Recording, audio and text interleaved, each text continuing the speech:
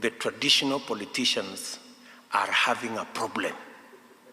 They don't know how to organize themselves. They've known to organize themselves around tribes, around power, around positions. Now we are telling them, no, we need to organize ourselves around the people, around the economy, around opportunity, and around empowerment. That is the change in conversation that is causing confusion in the political arena.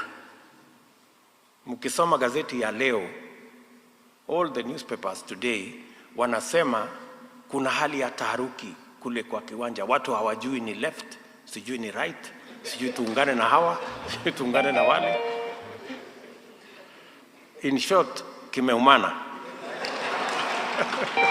The confusion in the political space, the disorganization in the political arena, it is because a new thing is happening and people cannot comprehend it and people cannot understand it.